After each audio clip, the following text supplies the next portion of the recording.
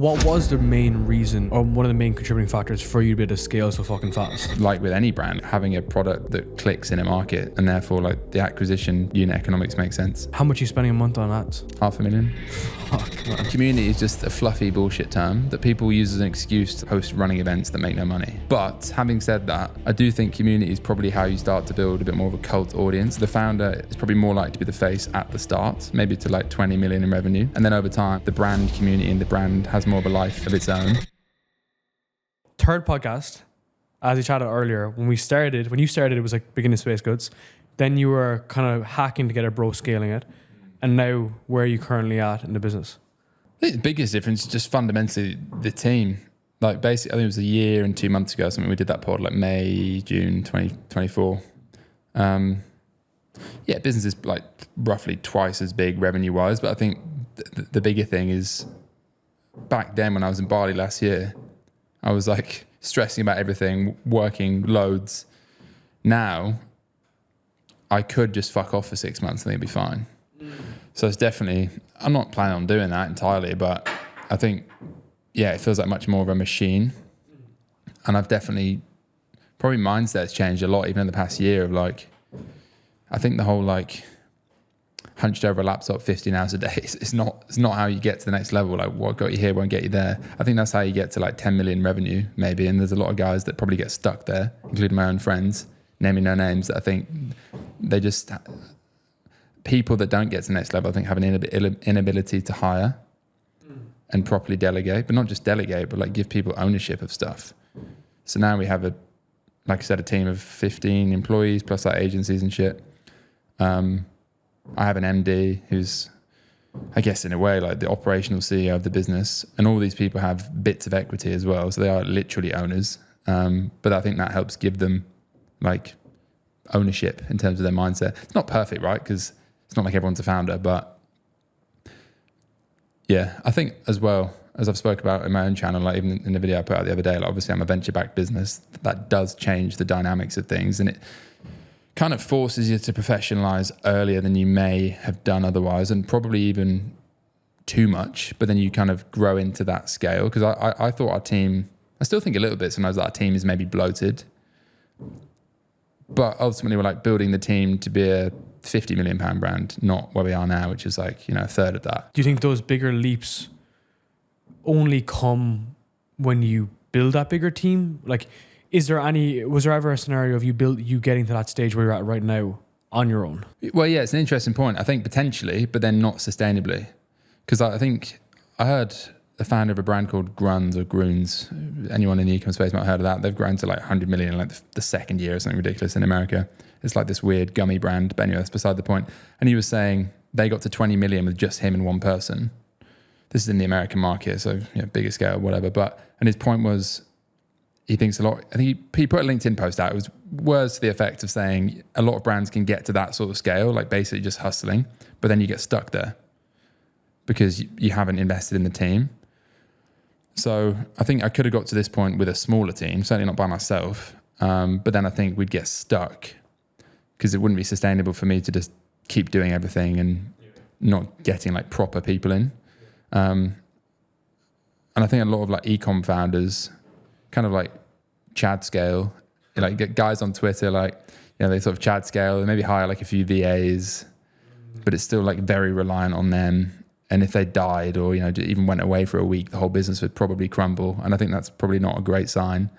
And then these are also the same people that are talking about how they're shooting for like a 50 million pound exit. And it's like, well, that's just not going to happen. So I think, yeah, I think you can get there, but I don't think it's sustainable to the next level, probably. And I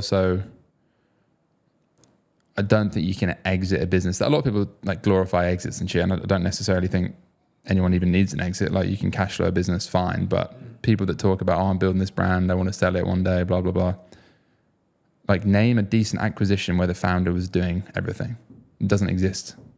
Especially in consumer. Like if you look at brands like Wild Cosmetics, I always refer to these guys because I've met them a few times. It's like the best example of like a UK brand. They went in 5 years to, I think about 70 million in revenue and sold it for 230 million to Unilever. That's like a classic consumer success story, right? And their team was like 100 people. a lot of founders would probably hate that, maybe me included to some extent, but that's kind of why I brought in an MD to sort of manage a lot of that stuff, because I'm not naturally like, maybe I do myself a discredit, but I don't naturally enjoy like managing a team. Certain elements of it, I'd rather like do product and brand stuff. Before we move any further, I have one short question to ask you. Have you been enjoying these episodes so far? Because if you have, I would truly appreciate it if you subscribe to the channel to help more business owners grow their online business today. I guess it's your zone of genius, right? Like you're a fucking super creative, weird, autistic dude. Yeah, and then I kind of feel like I've lost a lot of that, because you end up just having to become a competent generalist to be. I always say, I mean, a lot of founders in different industries would say this about their industry, but I feel like consumer is like the most broad skill set, especially if you're like a solo founder building a brand, because you have to know product, finance, supply chain, marketing, ads, website stuff. And I guess you do in like most businesses online, right? But like you have to become good at everything. But yeah, I'm definitely not great at most things. I'd rather do what I did initially, which was like product, brand, like the more fun stuff, I guess. And now I'm finally in a position where I can do that, and I'm not really doing any of the bullshit anymore. So I don't do any of the supply chain stuff. I basically don't touch anything like operational, even like growth wise now. Like I'm not involved in fucking landing pages. Obviously I still know about all these things, but I basically have a few direct reports, which might sound super corporate and like bullshitty, and I agree it kind of does from the outside in, but I definitely feel like the business is in a much stronger place, like machine wise, like not just the numbers, but like the ability to actually go to the next level. I think a lot of founders probably never do that and invest that time, because like initially when you hire a team, and especially like more expensive people, like it's definitely a hit to the P&L like in the short term, because like you maybe your OPEX was fucking like 5% previously and now it's like 15% or whatever. But I also think a lot of people have brands that if they had a proper team, they'd realize that their unit economics don't make sense, because actually like their P&L looks good now because it's the founder working 400 hours a day. Yeah, so it's not sustainable anyway. And that works for a lot of people, but I think it works to a certain limit. I haven't gone to 100 million yet, but I think if you want to, you have to think more about the team. And also like the one benefit of, and I made a video talking about like raising venture money and so on, and I feel like that gets a lot of hate from people that know fucking nothing about it. And yes, there's pros and cons, of course there is, and it's not right for everyone. But one benefit is the network I've had of meeting people that have raised money and sold businesses. So like, I've met founders of brands that sold for hundreds of millions, and the founders made 50 to 100 million with their slice. And the one thing they talk about, which is basically the opposite of anyone on Twitter, is building a team. Whereas everyone on Twitter talks about fucking 7-day click on Meta. And it's like, well, are you a media buyer or are you the founder? And I also, there's a fine line though, because I think you do have to be super close to that stuff. But I think a lot of people think like that's how they're going to get to like the 100 million point. And maybe it is for some people, but the people I spoke to that have actually done it, the only thing they speak about is the team. It seems like a lot of the way that you think about it is like it's kind of baked a lot of in a lot of reality. Like you seem to look at things like very like objectively, whereas like the Twitter bros or guys that are doing it on their own, they believe that one day they'll get the 50 million exit. But it seems like that with the VCs that you've had a lot of like baked in reality numbers. It's like, all right, for us to get to 100 million, even in revenue, just like sales, we need to have this much throughput, this much ads, this much LTV, this much subscriptions. Have you kind of moved more into like a unit economics business, right? I know that you're still like super fucking creative, but it is a mathematical equation too. Oh yeah, so like I spoke about this in my video yesterday. I spoke to like someone I know. I don't want to give away who they are because they'll probably watch this and get offended, but this comes from a good place. And like they had issues with their brand, right, over the past few years, and they'd like the revenue had fallen off. They had to get rid of a lot of the team, and then they told me that they'd never had a finance person in the team. And I was like, hold on. So you were doing at one point like 20 million in revenue and you didn't have a finance person of any sort? And they're like, yeah. I was like, well, that's probably why the business has fallen off. And that's like, a summary of a lot of issues. But yeah, I think since I raised money, especially, not the only reason, but it pushed me to think more about like having a financial model and actual budget and planning and stuff, I guess, a bit more. Whereas I think a lot of people, Chad scaling is all good and I still like love that mindset, but I don't think you can Chad scale to like 50 to 100 million in revenue. Maybe some people can and I'm just fucking retarded and they're way smarter than me, and I'm sure there is those cases. But Yeah, I feel like a lot of founders just don't understand like the finance of the business they're trying to build enough. Also, like in terms of building like a proper financial model, like we've got a really good fractional finance guy who's a fucking wizard, who's done all this basically. But also just like understanding, everyone talks about like wanting to get an exit, but have they ever spoken to an investment banker that brokers these deals and actually understood what an exit looks like? Because I speak to all these guys all the time, and like, not all the time, but like I've got quite a big network of people at like investment banks and stuff that I could message and get an insight on something. And I don't mean that in like a fucking, oh, look at me, I've got, I mean like I've met those people partly because I've been introduced to them from investors to understand the market and like the end game, I guess, because these are the sort of people that would help you actually get a transaction done. But also partly just because I'm really just interested in the market. What people are buying, at what price, for what reason. Yeah. I'll fucking read about acquisitions instead of watch Netflix. I just find it interesting. So yeah, I think like understanding that whole world. And also like we've got a non-exec on our board who sold a business for 300 million to Nestle. So you just learn from people like that. They're always way more humble than the guy on Twitter that's making 50k a month as well, which is always the funny thing. 50k a month of revenue. Yeah. The profit is actually like 4. There's like a general rule of life that I think people should understand. It's like if someone talks about how rich they are all the time, they're probably not. And the opposite is also true. Yeah, like actually successful people who've built a real business don't go around like flexing their fucking watches on Twitter every 5 minutes. Do you think that? Do you think the biggest thing though for you looking at it like an exit is how much money you can make with the equity and the dilution that you've taken? Like, do you consider that? Because like that's obviously a big part of like, you know, like let's say you sold for 100 million. If you have like 4% equity left, do you get me? As in like, is that a because like obviously my background was in tech. I spoke about this in my video yesterday. I mean, again, like I'm not saying anyone should fucking raise money or not. Like, completely depends. I went down that path. I think it's working for me. I've learned a lot. Would I do it again? Probably, but there's probably a future where I wouldn't do it again. Whatever. I think every business and founder and circumstance is different. So I'm not blowing that trumpet, but I think ultimately, like, I guess if you raise money, it's a smaller slice for bigger pie. That's the hope. That may not be true. Like you can raise money and fuck a business still. And the opposite is also true. You might bootstrap and never get to scale. So that's also shit. But yeah, I guess ultimately, like with me, I decided it felt like there was a higher chance of getting to a number that I wanted, having gone down that route than not. Whether that works out to be true, I don't ultimately know. But you kind of designed the chessboard in the best way possible, though. You know, to give yourself the best chance, versus just doing it on your own. Does that make sense? If you're just doing it on your own, it's like I'm kind of forever capped by my own like ability and who I'm willing to hire. But it sounds like a lot of the guys that came in to help you, they've already like set the path ahead of you. Does that make sense? And also they know what to do next. I know that you're like still fucking at the front of it, but my question for you is like when you went from that, you know, 1 mil a month to 2 mil a month or up around there, did they know like how to get you there? That's the big thing, right? Or was it you just Isn't like, the people I hired? Yeah, or not necessarily hired, but like the VCs, the investors, the guys in the network that are like, okay, this is what we've truly seen over and over again to get to that fucking $50 million start. Good investors like definitely don't have all the answers, but I guess they have good reference points and they've seen what's worked in businesses that have actually been successful and like had exits, not the ones that like just flex on LinkedIn.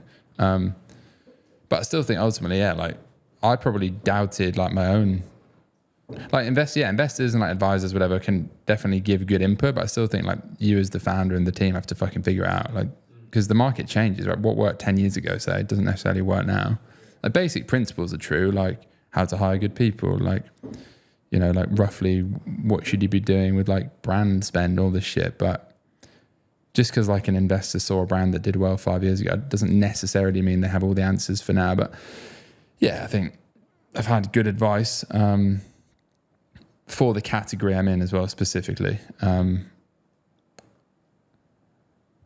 But yeah, I mean, I still think like ultimately the founder of any business is like the key driving force, right? And the team, more than like just an investor that you maybe speak to once a month. Because ultimately they're not in the business. What was the main reason, or one of the main contributing factors for you to be able to scale so fucking fast? Well, I don't think we've scaled that fast, to be honest. I mean, I've got mates that have raised no money that are way bigger than me. So there's always a bigger fish, which is the problem with knowing a lot of successful people. You end up comparing up all the time, but they are in different categories or markets, whatever. I guess in this category, in the market at the time, yeah, we've scaled pretty quick. But definitely not the quickest I've seen.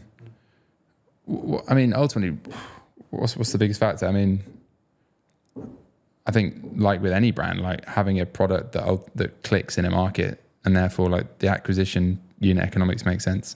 That's basically it, right? Because like in ecom to scale, like it's pretty much how much can we afford to spend to acquire a customer. And in our case, we're consumable, so that's usually like based on your LTV to CAC, because like our CAC is higher than our first order AOV, right? So we're not first order profitable. A lot of people, oh, you should be, whatever, but most businesses at scale aren't in consumable anyway. And then ultimately being able to nail acquisition. And for us, that's been largely, well, it's been mainly Meta. Now Meta's a smaller slice, but now we're doing influencers, Meta, YouTube, Google, whatever. Yeah. How has that been? Like that kind of shift into, so it's mainly like UGC now as well? Or YouTube Well, I mean, ads? before we only spent on Meta and YouTube, right? And Google as a channel, which obviously had a lot of ads and shit anyway, but now we're doing actual influencer marketing. How much are you spending a month on ads? £500,000 Fuck, man. pounds. How do you get like, Maybe a bit more, 600k this month. I feel like, you know, obviously for ecom, but It's good for Amex points, but I don't think ad spend is a flex, but it's one part of things, I guess. But it seems like that to get into like any really big territory, a major component from it is ads. I feel like whatever industry, whether it's ecom, info, agency, it's just like there's only Well, so it's far you can acquisition, take. right? Whether that's organic or paid, but like ultimately, I think in consumer, a large part of it has to be paid. Yeah. Is Paid there any way you acquisition. could avoid that for ecom though? Right? Is there any way you could have like a huge, like a Nick Bear having his brand super Yeah, big? I think but the only real way to do that is to be a fucking borderline celebrity. yeah. And even then, those brands run ads. And it's maybe also, not at the start, but and they it's also definitely going do to reach a eventually. plateau, right? Yeah, like I'd love to have 2 million followers like Nick Bear or whatever he has, but I don't. At least not right now. And yeah, I also think those sort of brands are great, but it's very reliant on the founder, right, being the face. I mean, maybe I'm just jealous because I'm not a massive fucking influencer that doesn't need to run ads. But Have you ever heard of Daniel Priestley's angle on this, which is like, if it is a founder-led brand at the beginning, or even to exit, like it's still more valuable than like just trying to like fucking hack it together with ads. So like I guess I can't explain that badly, but basically if the CAC is super fucking high, or the opportunity is like you have a founder-led brand and the CAC is lower, it's like someone who's going to buy it would actually preference the founder-led one. Not always, but maybe in the beginning when it's growing. So it's like there's no real detriment, at least in the beginning, to the brand. yeah, no, I agree. I think like the way I've heard it spoken about, like there's a brand called Tallow and Ash. Don't know if you've seen them. They're blown up in the UK. I've met those guys a few times. They actually have the same investor as me. They're fucking bigger than us, by the way, and I'm very jealous. That category is also the category that my mate's brand is in fucking the Dutch market. So yeah, like cleaning and fucking like modern and premium cleaning stuff is a banging category right now for anyone watching. But they were talking about this at this AGM we did in summer.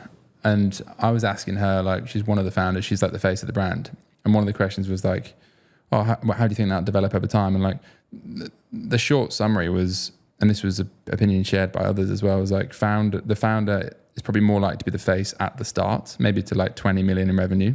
And then over time, like the brand community and the brand has more of a life of its own, because the founder could be involved, but probably won't be like the only face forever. There's probably exceptions to that. I mean, like Nick Bear's probably a good example. He like probably is more involved than a lot of founders. But then there's also brands like, Gymshark's a good example. Like everyone knows the founder, but it's not like the brand's not about him at this point. Did he sell it? Did he sell his equity, or am I imagining things? No, they did a PE deal like 4 years ago when the other founder sold out. So when Ben Francis took a step out, or is he still? No, Ben Francis is still in. Oh, Lewis okay. Morgan sold for like 100 million. I thought he took a step back too, but okay, never mind. Don't think so. Okay. No. Okay. I met Steve Hewitt, the CEO, the ex-CEO, about a month ago. He's an interesting guy. He made like more money than most founders, and he wasn't even a founder. So that just proves how big that business was. But yeah, anyway, what was I saying? I mean, yeah, I think founder-led versus, I think founder-led is probably an advantage for most brands these days, even just because like it gives you like something to talk about in ads. I mean, I feature in like some of our stuff, but I wouldn't say we're like a founder-led brand, because partly because the customer base isn't really like, it's not just me, it's more like 35 plus women. And also I've just chosen not to go down that route. I don't want to be like entirely attached. But yeah, I've seen it work both ways, right? Like, again, coming back to Wild, but it's just a good example because they made a lot of money. Like the founders were not remotely the face of that brand, but they made fuck you money. So you don't have to be like a fucking influencer to run a brand. You can also just be a really good operator and bring in the right people that can do those bits. You mentioned like community as well, though. Is community tough to build in fucking consumer products? Yeah, I feel like who I'm gives a definitely shit haven't about nailed that. I mean, but who really cares about like, you know, it's not. yeah, it's not a like bit of me thinks like community is just a fluffy bullshit term that people use as an excuse to like host running events that make no money. But having said that, I do think community is probably how you start to build a bit more of a cult audience. Like one brand that's great at this is Pure Sport in London. And I know the founder of that brand. He's also got the same investors as us now. And we were like joking that we're like the opposite, because we were like a performance marketing only brand. But now we're trying to be a bit more like, we're doing like events and shit. And they were the opposite. Like they did fuckload of run clubs. They basically invented the run club thing, but they were doing no performance marketing. And we were like 3 times bigger than them. And he was like, oh yeah, like we just never really invested in acquisition. And my attitude was, how the fuck can you grow a brand if like all you're doing is run clubs?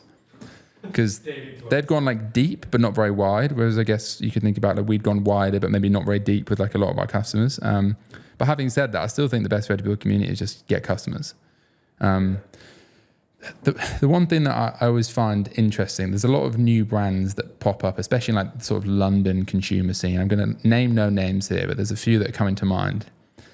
And they're really good at, and I've met some of these founders and I've said this to their face, but like they're really fucking good at all the foundery content, like the cool quirky stuff. Like, I don't know, maybe they wrap a fucking Range Rover in their logo and everyone loves it on LinkedIn. Maybe they get some like organic press. And then you find out the numbers and it's like, oh, that's 10% of what we did just with paid ads in the first 6 months. And then it's like, well, what are you trying to optimize for? Are you trying to optimize looking cool on LinkedIn, or are you trying to optimize for actually growing the business? And they're not always mutually exclusive, but it feels like often in the early stages with certain founders they are. And I think that comes from a place of, and I'm not bashing that entirely because I think a lot of that is valuable, but I think when combined with performance marketing, and again, it's kind of the opposite route we've taken. So now we're trying to do more of that, and they probably need to do performance marketing. But I think a lot of it, I would argue that just getting customers matters more than fucking doing really sick like events and stuff at the start. That's just my view. But I think a lot of founders probably care too much about like running a cool brand versus running like, and again, it kind of depends what your goal is. Do you want to build a lifestyle brand that you do purely for creative purposes? And I spoke to a founder the other week about this, a guy I've got to know on like, I guess the internet. I never met him, but he's got a cool brand that's like much earlier stage. And now he's trying to raise money. And I said to him, why are you trying to raise money? Because he was very much like, I want to do this for like 20 years. I was like, oh, well, you shouldn't raise money then, because they want to sell it in 5 years. And you're going to have loads of, I guess, like corporate pressure. And again, there's no like right or wrong, but it's just being like honest with yourself. Like, why are you in this game? Like, do you want to run like, are you like the artistic guy that just wants to spend all day like designing products and doing sick content, and you'd be happy if it got to 3 million revenue and stayed there for 10 years? And that's probably a better route for most people. Or do you want to build a category leader, scale it as hard as you can, and hopefully make 50 million quid? And there's a lot of routes that are in between that or whatever, but like, yeah. And you don't necessarily have to know that up front, but I think when you go down the route of like trying to raise money from investors, you probably want to be aware of the realities of that, which is what I said to this guy. And he was a bit like, oh yeah, I haven't really thought about that. And I like definitely want to build a sick brand, and I think we're doing that. But I've always come at it from like I guess trying to be a bit more commercial with it, like, which is often the dichotomy of scaling, because like sometimes the shit that I think would be really cool And there's loads of things I think be really cool. I just know they make no financial sense, so I don't do them. So then you end up with a brand that I think our brand is cool, but do I think it's as cool as when I launched it and it was like a bit more, I guess, design-led rather than performance-led? Probably not. We are now doing a brand refresh, which I think hopefully gets the balance right again about being a bit more edgy again, I guess. But that might backfire, and like ultimately, would I rather it look cool and be smaller or look slightly less cool but be bigger? Probably that one. Pushing the boundaries less because it needs to hit mass market of like NCPs. Exactly. Because if you look at a lot of, again, like Gymshark, I mean, it's just an easy example, so I'm using it. But like when they launched, they were like hardcore bodybuilding brand, right? And I don't know the founders at all, but like I imagine that probably felt more natural to them, and it was like them and their bros in the gym, and it was sick. And now you could argue it's kind of a bit vanilla, like it's kind of for everyone, a bit more inclusive. They don't really do the hardcore bodybuilding stuff, although I think they've kind of come back to doing that now as part of it because they got a bit of backlash. But the point is, to go big, sometimes you have to be a bit more mass market, and by default, that's sometimes like less cool. We're not niche anymore. Exactly, yeah. So I kind of think about that a lot because like, yeah, is it a good decision because I think it's cool, or is it a good decision because it's actually going to grow the business? Are you an agency owner, coach, or consultant looking to scale your online business? At Volks, we help business owners scale their online business with content. We help them specifically build a high-ticket offer, create content that turns into clients, and also help them with the sales process to make sure every single call that's booked in your calendar turns into a client. If you want to see more about exactly how we do this, hit the first link down below and watch a full free training on how smart entrepreneurs are building a business in 2025. I'm curious, like from your observations, you've obviously worked with a lot of people as well, just like a lot of your friends or people you've seen. How profitable can you have an ecom brand that's like, let's say like 1 to 3 million a year if you compared it to like info or agency where like you could literally have 7 shit. But like you're not really making that much money. Like, do you get me? Yeah, I think like, take home profit. There's right? a few things on that. I think the first thing is like generally, regardless, like a good ecom brand might be 10 to 20% profit. Like at any scale. Like if you look at Gymshark, they're like fucking 3% profit last year. But what I mean is they're so fucking big that like it's 3% of 100 million. But my right? next point is, so even if you're super, let's say you're 30% EBITDA profit at, 3 million. Okay, so you're making £1 million a year. But ecom is a physical product business. So firstly, you're reinvesting all of that into stock to grow. And even then you probably need a fucking credit line from like Wayflyer or the bank or something, because the cash requirements for any business in ecom, especially at the start, are pretty aggressive. Secondly, any money you do make, even if you can pull some out, like you're probably better off just keeping it in the business. I mean, A, for tax reasons, but B, because unless you're at the point where there's like millions on the balance sheet, you probably shouldn't be pulling out money anyway, really, other than like maybe a salary. And then, so that's like the two things. I think basically like, yeah, I think people misunderstand like how illiquid ecom brands are for like at least the first few years.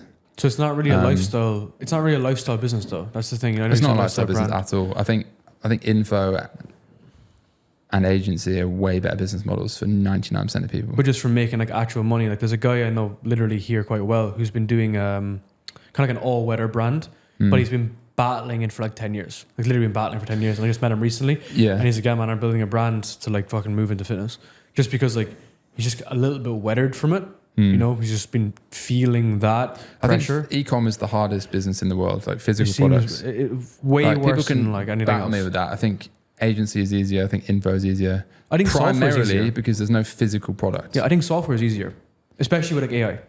Yeah, I think it's actually technically easier because it's like, I'm sure it's harder in other ways, but when you remove like just physical fucking products from the equation, it probably gets a bit simpler. So my view is like, and they speak a bit about this a lot on like the Operators Pod for anyone that knows that, with like Sean from Ridge and stuff, and he has quite a similar attitude to me.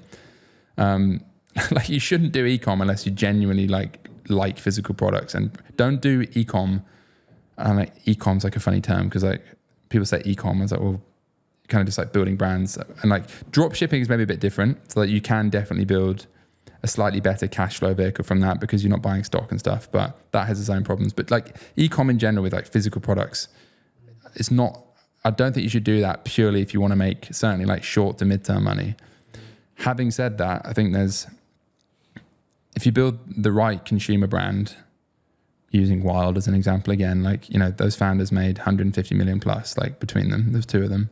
because they had investors and stuff. But you can make fuck you money if you build a great brand. But like with a lot of things, it's the top 0.001%. The same in info, right? Like some people make 50 million quid a year, but the vast majority probably make 100k a year. True, it's just the margins are way higher. I think there's less risk in stuff like info. Yeah. I often think like,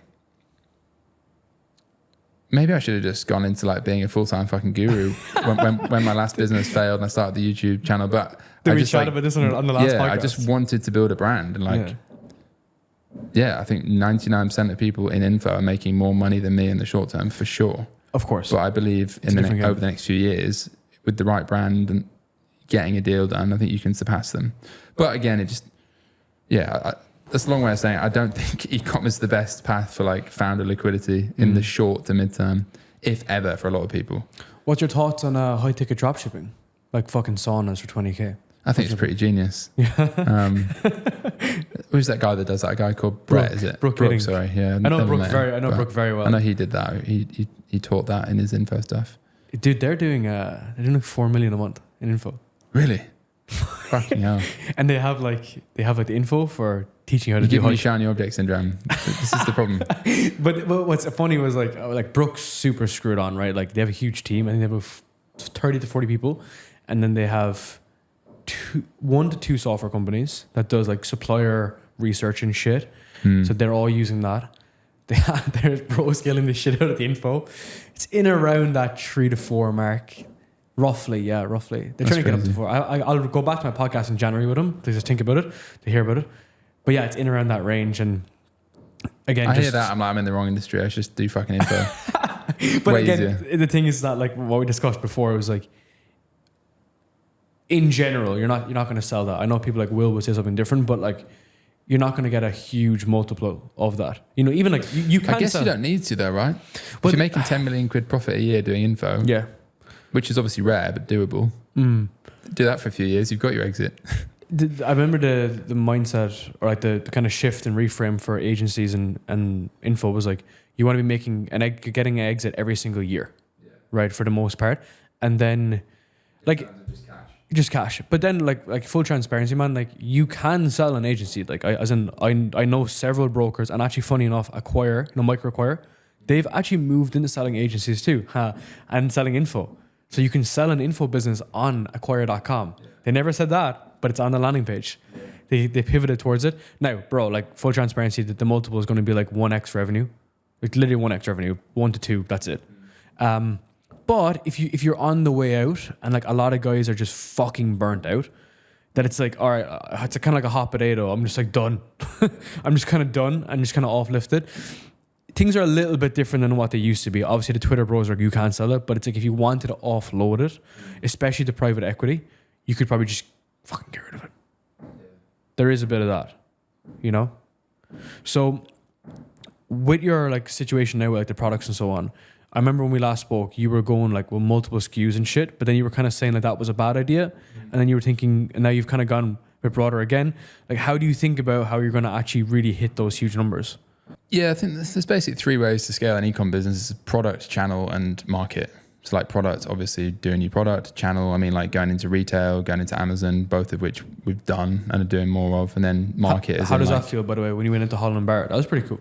I mean, that was like 2 years ago. I mean, yeah, retail's grown a lot. Retail is, I think you need to be in retail, in consumer brands, especially like consumable stuff. How does the economics for that work? So like you fucking offload it to Holland & Barrett. Like how do you... Because they're always doing sales and shit, right? This is probably such a novice question. I mean, the economics in retail are way better than D2C for us currently, but that's because we have a D2C product that's selling well in retail. If you were doing, say, a canned drink, the margins would be fucking awful, but it's a volume play at that point. So, yeah, currently, like the margins in retail are miles better than D2C, but D2C is what drives retail. Because the D2C eyeballs is the marketing machines. So it's not really like fair to look at them in isolation. But yeah, like retail right now is like 10% of revenue, but I think eventually I want it to be 50, 60%. And with the new, the next step of like products I'm doing, I think that is realistic. Yeah, we've got a few like retail specific products coming in. And also I guess this is like ultimately thinking a bit like reverse engineering, like how do we like sell this business one day? And buyers at any big scale, like you need to be, omni-channel, which, means D2C and retail at the very least, probably Amazon as well, but retail is more important. Like if you look at all of the big acquisitions in the American market in like the past year, they were all the energy drink acquisitions. So, well, not energy drink, but just like canned drinks in general. There was that Alani new brand, I think sold for like $1 billion to Celsius. And that wasn't, well, I guess I say it wasn't a big brand. It was 300 million rev, but like in America, that's just like distribution normal. Yeah, there was, who's the one? Ghost. They sold to, going to get it wrong. They sold to one of those. Really? I think it was like 2 billion. Ghost is Christian Guzman, right? Well, he was one of the faces, not the founder. Interesting. So Ghost, I don't know the exact details, so don't quote me, but they used to do like fucking protein powders and shit. Then they did a deal with some beverage company, might have even been Pepsi or something. And then they went into energy drinks, which is when it just exploded. It's doing like 600 million revenue. The American market is just different, especially in retail. Then there was Poppy, which is that prebiotic soda that sold for 1.9 billion to Pepsi a few months ago. Like, So why don't you... That's the kind of scale you can reach, especially in America in retail, with especially like canned drinks, which we may or may not be going into soon. Dumb question, but why not just put the focus on America? Yeah, it's not a dumb question. It's a question I've asked myself for a while. I think there's some nuance to that a lot of like Twitter bros, again, don't quite understand because they've never actually scaled a business. They just say, oh, I'm dropshipping in America. I mean, the honest answer is I kind of wish I'd launched in America. All our biggest competitors are there. Like all the functional category is way bigger there, way more established.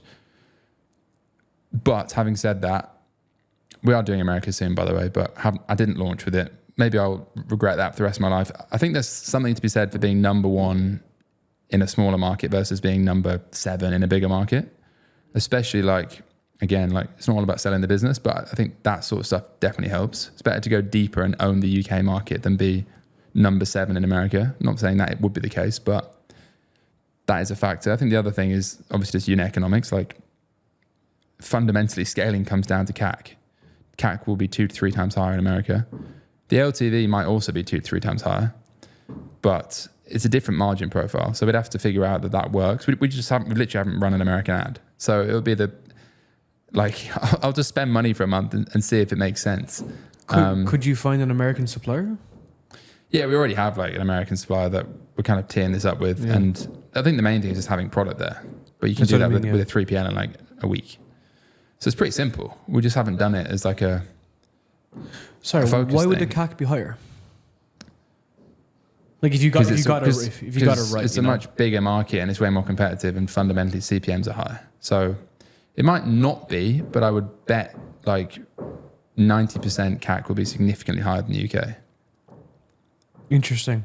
It's just a more expensive market. Everything's more expensive, but like I said, like spending power is way higher as well. Yeah. So it just basically changes the whole economics of the business. I mean, if CAC was twice as high, but LTV was also twice as high, then that's fine. But shouldn't you look at it more from a percentage basis than a number basis? Because if you're spending more money, but if the percentage, like the margin is still solid because LTV is high. Yeah, exactly. You don't know until you've really run the business for a year, especially in like a subscription business.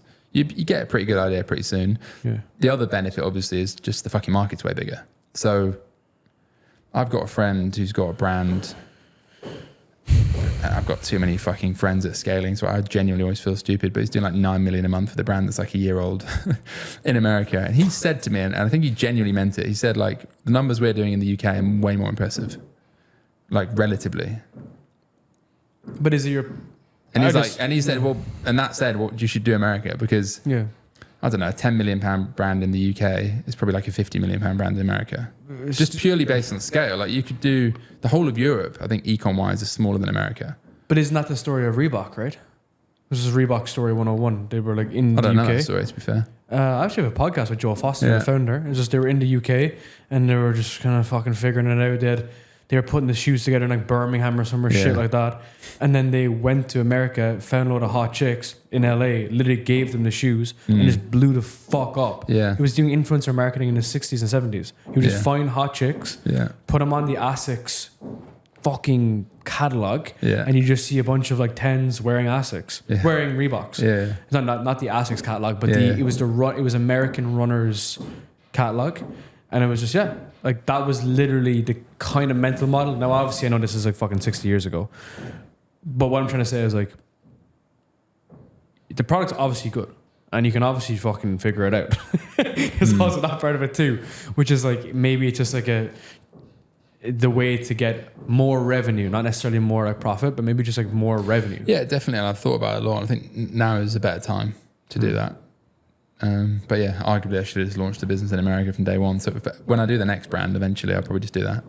It's funny because like we had an ads guy, got rid of him, but with the ad nerds, like they have a lot of issues with America for ads because they're like, oh, it's too big. You know, you mentioned it's so big. Yeah. So the feedback that they get, that I was getting about our ads was, oh well, you just miss a load of people in America. So it's like when you're really hitting like Miami, New York, LA, Scottsdale. Yeah. And that's like kind of like it. I don't know. It's just like this huge, just, I don't know. It's same with everything, right? You just have to fucking do it. Just do it. Spend the money and then be like, okay. So yeah, we haven't done it yet, but I definitely want to do it. So nice, man. Maybe I'm just an idiot. Definitely not. But it's coming soon. Definitely not. At the very start of the conversation, you said about the mindset change. You're spending $500,000 a month on ads.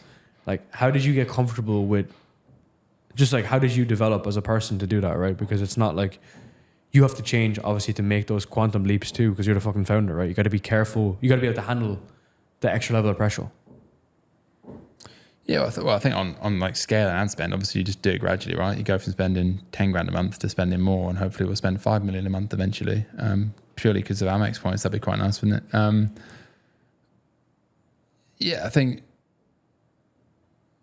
I don't know really. I still feel like I don't really know what I'm doing, but I'm just kind of winging it, and maybe more willing to admit that than most people.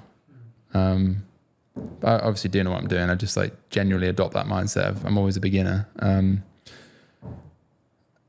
Yeah, I think the main shift in like the last year at least, which I mentioned at the start, was maybe just, I think I spent way too long like focusing on like little bullshit that wasn't like high leverage, and like it's kind of obvious, but I think a lot of founders, and definitely me included, like you glorify the trenches of like, oh, I'm working 18 hours a day, and you're actually not working 18 hours a day. When people say that, they mean like they're working 13 hours a day. But anyway, that's beside the point. And like almost, I was definitely in that space of like, oh, this like if it's not hard, if I'm not hating it, I'm not fucking like doing enough. But then it's like you create leverage through people and like money, basically. So you could argue now I'm doing way more like through people, but I'm personally probably working a little less, but working on more important things, I guess. So like, what's a good example? I mean, like someone could, I mean, like even I did a call with someone like the other week, actually, like a consulting call. And he was doing decent numbers, and he was like, oh, I'm spending all my time like dealing with customer service. And I was like, what the fuck are you doing with customer service? He was doing like 600K a month. It wasn't like a small, like tiny business. And I was like, you could spend a week or even a month finding a really good person just to manage all that shit and then never look at it again. And he was like, oh yeah, I haven't thought of that. I was like, I'm not a genius, but that to me feels quite obvious. So yeah, I guess that's probably like been the main thing, is like just learning how to build leverage through hiring decent people, right? And then letting them run with it. And that definitely took me a while to get my head around, because even when I started hiring people, more people and like proper people, not just like fucking VAs that, this kind of sounds bad, but like VAs that probably, you know, could only do like what they're told. And now I'm hiring people that like tell me what we're doing, which is obviously better. But even when I started hiring people like that, I definitely had a tendency to micromanage or want to be involved in everything. So if I don't feel, sometimes I feel like, like I'm not doing enough today. I'm not like replying to enough Slack messages. But then it's like, well, I've hired this MD to run the business. He tells me like, please, like just take a week off. And I'm like, fuck, I could actually do that. But,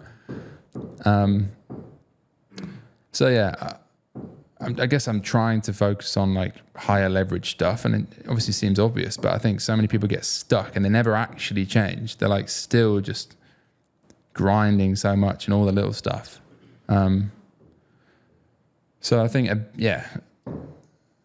a benefit of, at least like from my perspective, one benefit of like having investor pressure is that it's forced me to professionalize sooner, which has then like made me bring in more people, which at the start seemed like, I don't need all these people. I just want to like run it myself with like my two original hires, and like we'll just be a super lean team. But then that's not going to be sustainable to get to like a really big scale. So I kind of just fully accepted that my role is going to change, and I'll probably be really shit at it for a while, because I'm so used to like doing everything. Not like in the last year, but like doing everything like the first year or so, and then doing like a lot of things. But now it's like I don't really do anything executional. That's great though. Yeah, it is good. I'm like obviously trying to figure out what I should. I say it. I mean, I'm still like, I'm now trying to focus more on like product stuff. But even then, it's like I'll come up with the idea and then give it to someone to make it happen, which in itself is quite hard anyway. Because then you become more of like learning how to manage people. Like I just hired this like founder coach person who's like a leadership coach or whatever, which to me, I'm like so cynical of all this stuff, but I'm like finally like, I don't know, my brain's finally matured to the fact that that stuff actually is important. You have a coach? I've literally only just started working with them. What's he helping with? Well, they're a lady. What does she help me with? Did you say he? I don't know what you said. Yeah. Well, yeah, I guess trying to figure out probably like how to manage a team. Why do you think you struggle with that? Because I always feel a bit alien with like people that aren't founders. It sounds ridiculous. I mean, I've said this to like to my own team members, but I've never had a normal job ever. Well, I like worked in bars and shit, but like never like a full-time proper job. And I basically only ever like hung around with like founder types, which has pros and cons. But then you obviously start building a team, and like by definition, those people are not founders. So I think learning how to get the most out of people that ultimately, while they definitely care, they don't have the same incentives as you as the founder. And yeah, you can give people equity and stuff, but like ultimately they're not going to make tens of millions if the business sells, right? And that's fine, but like, so by default, they're probably going to be slightly less emotionally invested. But they also, people are driven by different things. Like they want to do a great job and have purpose, but they also want to have their fucking weekends and stuff. And like I naturally, I guess I'm not used to that, but learning how to get the most out of people and not alienate everyone by being like, how do you, the thing I struggle with most actually is how do you keep the founder like intensity and like startup intensity while also not like alienating everyone that isn't ultimately a founder and probably isn't used to that level of like OCD and speed. And you don't want to like fully lose that, but you also have to recognize that it's not like a day one scrappy startup anymore. You want to keep a lot of that energy for sure. Like, I don't want to become fucking corporate and slow. Like, we're still only 15 people. We're still tiny in the grand scheme of things. But yeah, I'm trying to figure that out basically. I guess like it's looking at what actually motivates people. What do they want? Though, what do they actually want? They could just be happy to be around you, right? And this is a big thing where you're like the leader who actually coaches them and gives them like, let's say it's a fucking young guy. He's like 19. He's like, well, it was math that changed my life when I wanted to get into this space. And now 5 years later, looking back, and they're like, yeah, I learned so much from being in Spacegoods. I think like that is more valuable than the salary you can give them. And that's a huge part for me, by the way, is like the guys want to be around, they want to learn, and they actually want to fucking learn, not just like learn bullshit, but they're like, oh, this is how like a business works. This is how you get clients. This is how you get customers. So you retain them. I think that's more valuable than the money you can give them. Because you only give them so much money, right? Yeah. The execution layer of tasks. Yeah, I agree. I think I've definitely gone down the path of hiring quite an expensive team. Just because we've based the team in London, I guess. Which I don't think is necessarily a bad thing, but yeah, I think people... Yeah, I mean, like, I think... How do I say what I'm trying to say without saying the wrong thing? I think people in my team definitely value money, but I think they also value like being involved in a fast growth startup where they actually get to like own stuff. Like I say to anyone that I hire, like if you want to be like a cog in a machine, like this isn't going to work. We need people that can like own their section of the business. So I also think like, especially in like a small team, like there should be no fucking like middle management or any of this shit. There's obviously like some like seniority, like I've got a head of growth that manages a team of like 7 people in the growth team that report into him, etc. But like, I'm not into all this. Oh, it's not in my job description, so I won't do it. Because I'm not saying there's anyone on the team that's like that, but I've had people in the past that were like that, and it didn't work out. That's fucking huge, man. It's ability to it's figure like shit such out. a corporate mindset. Yeah. And it's like, hold on, no, like it's a startup business. Like, yeah, like it could live or die in the next like few months based on what we do. So it's not fucking PwC grad scheme. And also, you don't know what they need to do to get me. Sometimes it's like, yeah, we're going into America. We know we have like this pillar, but at the same time, no one fucking knows what's going to happen. Yeah, I almost think like job titles in startups are like borderline pointless. Like obviously you have to have like, it has to be one, but like there's someone in our team who's shit hot at her job doing like I'll just say what her job is. So she's a creative strategist. I don't know if she'll watch this, but I think she's like really good. But now she's doing stuff. She was hired ultimately to like run our ad production, I guess. But now she's doing stuff that's like way beyond that. Like fucking, she's involved in like the brand refresh. She's doing a lot of like website stuff. But she's just really stepped up to it, and she probably deserves like a fucking pay rise at some point. But because she's stepped up so much. But yeah, like that's an example. Like every job is going to involve stuff that maybe wasn't initially expected, but for the right person, that should be why. I think working in like a startup or scale up, people need to realize how different that's going to be to like working in a big corporate, say like a PwC or any of these. And they're usually quite different people. Wildly. Yeah. Wildly. I think a good way to kind of frame it though is like you want to hold on to those people that are killers, because you've probably seen this in Ecom. I've definitely seen this in just like the fucking online business space, that a lot of these guys who are supposedly doing good numbers, they're shit people, you know, taking care of people. They're just generally shit. Like I know a lot of people who are like big creators, and like I would never work with them. They just can't manage people.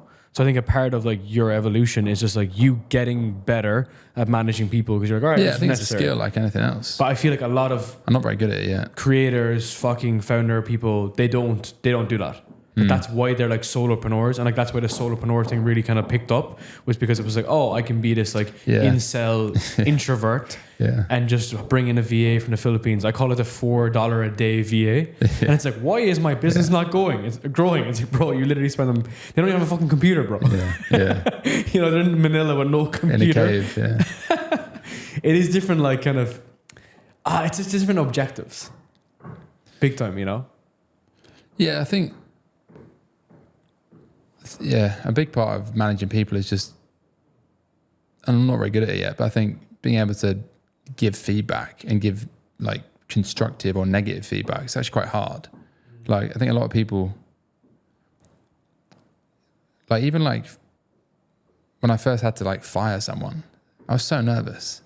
This was like 5 years ago or something, but different business. But even that, like, I'm not saying you should want to get better at that, but well, I guess you should actually. But like, hopefully it's not that common, because you should be getting the hires right. But there's always going to be a bit of that. I think learning how to give feedback without, you know, making it personal or whatever. And also just be clear on like what people should be doing. Often something can be solved by just having a conversation about it. Yeah.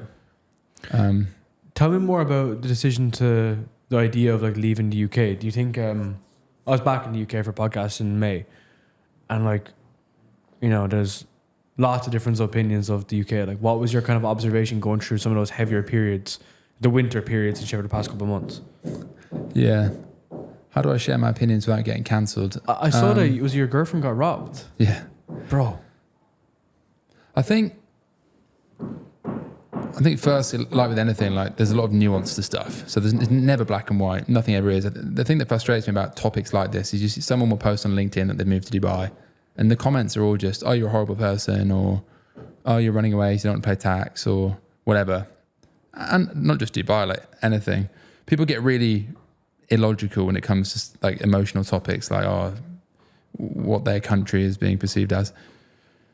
I think, yeah, I've lived in London for like 6 years. I mean, I've always traveled a lot. I've always been quite nomadic, but I've like officially lived there, right?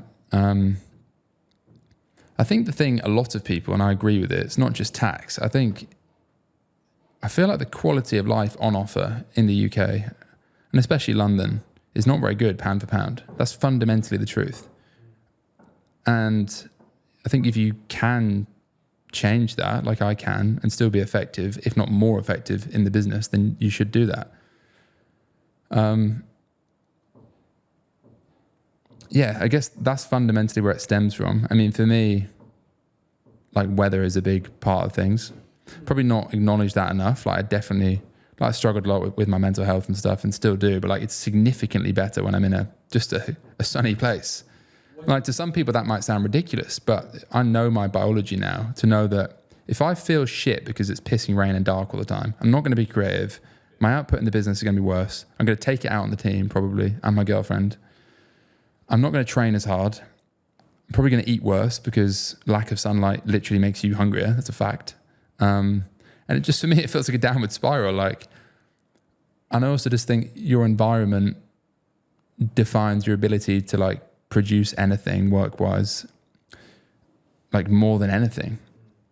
So that's where like my decision to leave basically has come from. I'll probably end up spending like half my time there maybe, but I'll figure that one out. But yeah, I think there's a few problems I think with the UK now, and I find it really strange that people can't acknowledge them, and it's almost considered controversial to like say the quiet part out loud. Yeah, I think for me like weather's a big one, and just like the general quality of life. That's probably like the main one, pound for pound quality of life. Similar to Ireland. Yeah, I think Very similar. The tax incentives, especially for founders, has become not very good. What's the like rule even about getting rid of things like entrepreneurs relief, like it's that's been changed to the point where it basically doesn't exist anymore. Wasn't there a rule they're trying to bring in? I'm not too sure. Is it approved? Of if you've lived there in the past 5 years, you're still taxable. I don't know, to be honest. Yeah, I just saw it recently. I It hope was not. like a Daniel Priestley actually shared it. Was like they're trying to. Yeah, he's very vocal about a lot of this stuff, and I agree with 90% of what he says. Yeah, he's very heavy on politics and they're like really pushing it. Yeah, but I he's doing think- it from a better perspective though, in terms of like to actually help Yeah. Britain. Because it is fucked, right? It feels to me, and it's a sweeping statement, there's obviously nuance and you can't generalise, but it feels to me like the UK has become less entrepreneurial, and that is not appealing to me because I just think whoever's actually running the country just doesn't make very logical decisions. And SMEs are like basically the backbone of the fucking entire economy, which I think people seem to forget.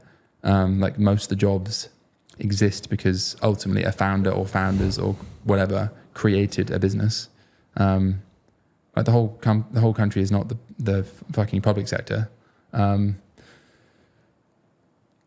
Yeah, I think there's obviously like political issues with like lack of safety.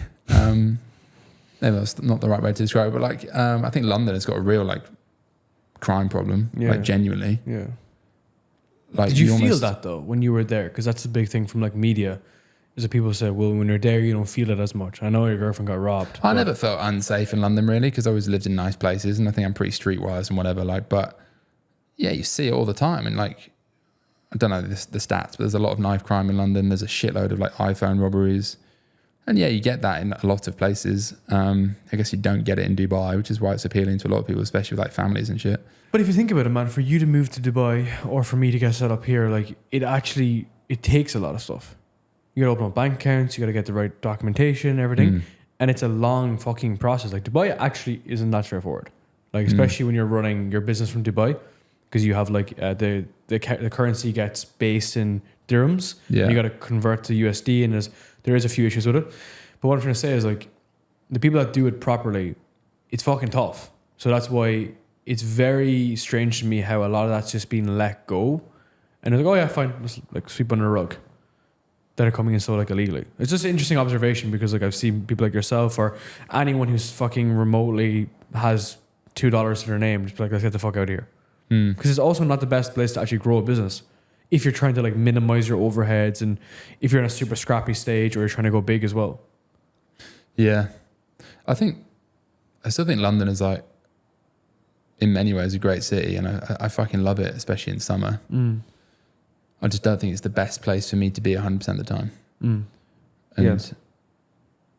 Yeah, man, that's it's a big change, but I didn't actually expect it to be so sudden. Because I know you were considering it before and then you kind of... Well, I kind of like moved to Spain a bit last year and floated around and then went back because it wasn't the right time. And yeah, we've built a team and an office in London, but for me, it's definitely not the most productive place to be. Yeah. And the irony is, I think there's like a misconception with certain more traditional people even in my own network, they probably think, if you're not in the office, how can you grow a business? I would argue in many ways the opposite of that. Like, well, I'm not wasting 2 hours a day going to the office for a start, and then the 2 hours a day in the office that no one does any work because they speak to each other about weekends. I think in-person stuff is really valuable, but my view on that is I'd rather do a day in person per month that is actually like quality time, not just fucking sat next to each other looking at a screen, not speaking, because that's what offices are anyway, generally. Than like be in an office all the time and get less work done. Because that's what I found for myself the past few months. Like, I wasn't in the office every day, but I was there like 2 or 3 days a week, and I'd objectively get less done. And yeah, you speak to the team and whatever, but I think most people also just want to fucking crack on and do their job. I also think like, yeah, offices are good, but I think most people would rather do it 2 intense days per month or 3 intense days per month. Maybe do like a fucking, like a team thing and collaborative or whatever. I really don't think there's that much benefit to sitting next to people staring at a screen, pretending you're being productive because you're in the office. I don't know. I think it comes down to quality of life as well. Like, I've always struggled with the debate between remote and office. My personal view has always been, I think remote is better. I guess in this case, we've like gone down like a hybrid route because basically got an office because some of the team wanted an office. And if that helps them do a better job, then fine, it serves its purpose. But it doesn't help me do a better job, which is why I think hybrid's like a good solution for, some things need to be in person. Like you need to go and visit like fucking factories, suppliers, like retail stores, whatever. But I think a lot of other stuff, especially in an ecom business predominantly, is more effective done remotely. And it's an age-old debate because some people say, oh yeah, you can do that, but you can't do that to like a large scale. But even this like example I mentioned earlier, this brand called, I think it's Gruns, but I call it Gruns, whatever. They're doing like 100 mil revenue. The founder is like vocally like anti-office. And he's just like, why do we have an office? Like people will have better quality of life. They can live where they want if they don't have to go to an office.